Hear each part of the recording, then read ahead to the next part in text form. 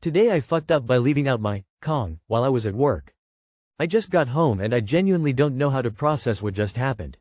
Currently debating if I should move to the mountain by myself. So here's what just happened. My wife's out of town for the week, and since I've been working crazy hours, an overnight shift straight into a morning one, I asked my mom to stop by the house, let the dog out, feed him, and keep him company until I could get myself home. Now here's where it gets mortifying. When my wife is away for extended periods, I have a personal toy. It's blue, hourglass shaped, and let's say ergonomically designed. My wife is fully aware and even jokingly nicknamed it my Kong. Anyway, before I went to bed after my last shift, I washed it and left it on the dish rack in the kitchen. Usually I put it away immediately, but I guess I was overworked and I passed out without thinking twice. So fast forward to today. I come home after 16 hours of non-stop work. I'm exhausted, dead on my feet, and just ready to fall into bed. I walk in and there's my mom on the couch, happily playing with the dog.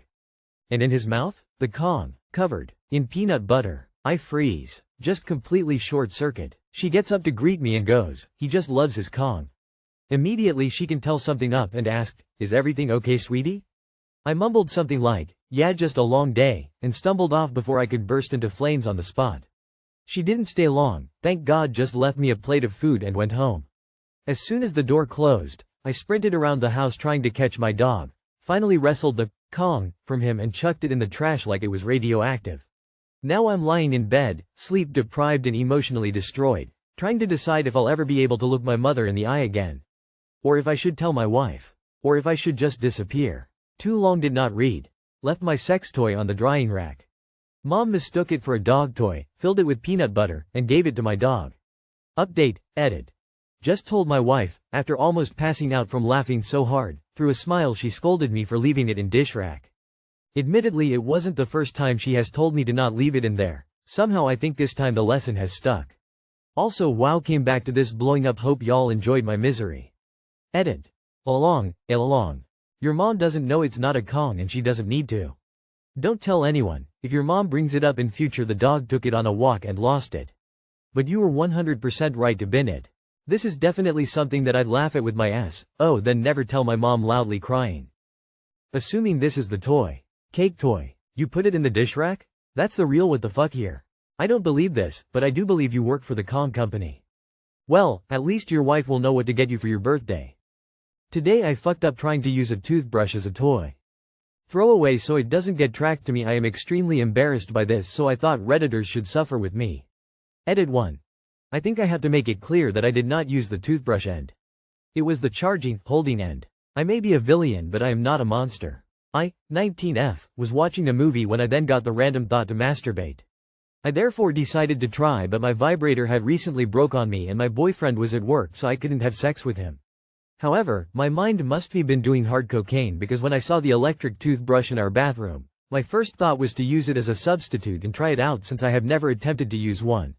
Awful mistake. While it felt good, apparently pounding a vibrating electric toothbrush extremely hard can rip your vaginal wall completely and scratched my cervix badly.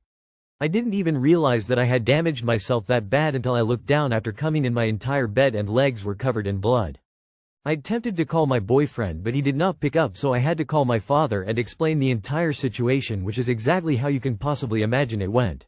He rushed over and took me to the hospital. I have had to get multiple stitches to repair my wall. Luckily my cervix will just heal on its own, but I have to refrain from sex until they're fully healed. Somehow this entire experience didn't hurt at all, but I think that was the shock. Boyfriend is not happy with me, dad is extremely disappointed in me, best friend just shit herself laughing, and my mum is probably planning on disowning me. Too long did not read. Vibrator broke and boyfriend at work, so I tried using an electric toothbrush and ended up having to get multiple stitches and face my father when this happened. I always assumed that a toothbrush would just be used on the surface areas. I respect the hell out of you for sharing this. You couldn't waterboard this story out of me. Well, I can't imagine sharing something like that in my strict Asian house.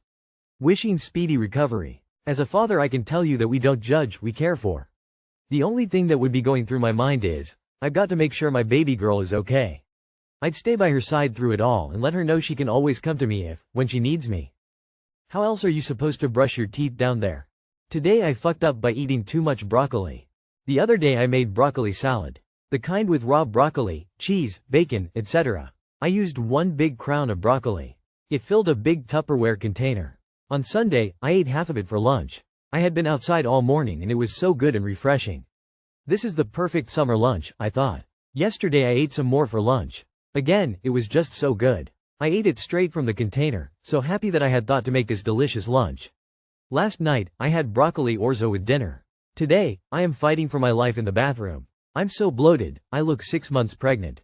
Earlier, I was sure my entire digestive tract was going to burst out of my body. I eat a pretty high fiber diet, so I didn't even think twice about eating that much broccoli. But now, I DK if I ever want to eat it again. Too long did not read. I got overzealous with broccoli and my digestive system is getting its revenge. Edit. It lasted 3 days, so I think I might have had norovirus LMAOOO.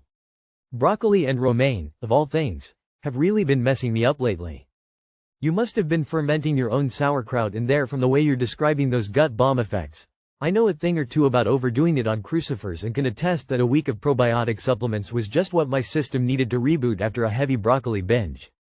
You might want to open every window in your house, those farts are going to be rank. Early in my pregnancy, my body absolutely hated broccoli. Every time I ate it raw I threw it up within the hour. It got so bad that I threw up so hard it got stuck in my nose and I had tiny pieces of broccoli exiting my nostrils every time I blew my nose for several days. Smiling face with tear, smiling face with tear, smiling face with tear. Feel better. I roasted broccoli, carrots, and onions this winter and it was so good. I kept going back for more. Don't know how I forgot that broccoli and onions trigger my IBS. I feel your pain.